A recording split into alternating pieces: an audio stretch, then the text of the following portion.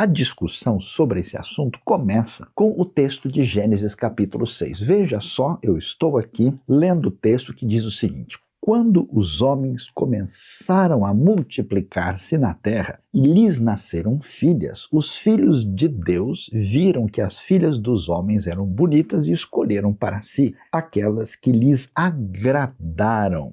E então o Senhor disse: por causa da perversidade do homem, meu espírito não contenderá com ele para sempre, ele só viverá 120 anos. Naqueles dias havia nefilins, muitas traduções trazem gigantes, na terra. E também posteriormente, quando os filhos de Deus possuíram as filhas dos homens e elas lhes deram filhos, eles foram os heróis do passado, homens famosos. Que história é essa? Por que nós temos essa ideia de que esses que no texto hebraico original nós temos nefilins, são entendidos como gigantes? Aliás, eu estou com a versão bíblica, que em português, da nova versão internacional do ano 2000, mas eu vou aqui fazer questão de olhar isso direitinho no texto hebraico original. Não só no texto hebraico original, mas comparar esse texto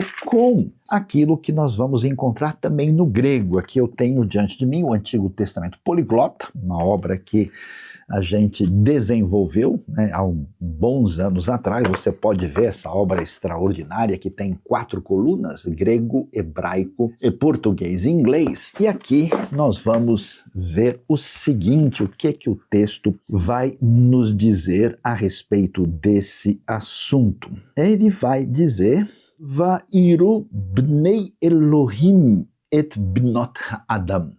Essa expressão hebraica, Bnei Elohim, traduzida literalmente por filhos de Deus, que acabam, vamos assim dizer, se envolvendo com as chamadas filhas dos homens. E de fato, o verso 4 vai dizer: Ha-nefilim hayu ba'aretz bayamim hahem, ou seja, os nefilins estavam na terra naqueles dias. Curiosamente, olhando esse mesmo texto aqui, no grego nós temos hoi, huioi, tuteu, os filhos de Deus, e depois thigateras, ton antropon, ou seja, as chamadas filhas dos homens. E olha que coisa interessante, da onde vem essa ideia? No verso 4, na tradução grega, a famosa Septuaginta diz: hoi de gigantes esan epitesges entais hemeras ekeinas, ou seja, mas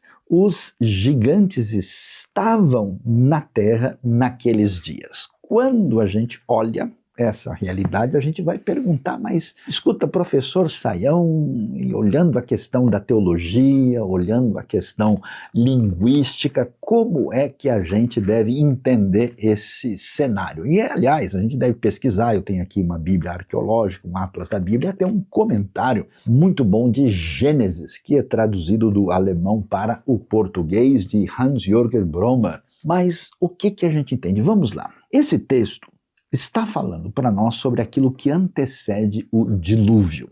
Quer dizer que a humanidade foi perdendo o seu caminho de tal maneira que o texto bíblico vai nos dizer que a terra havia se enchido de violência.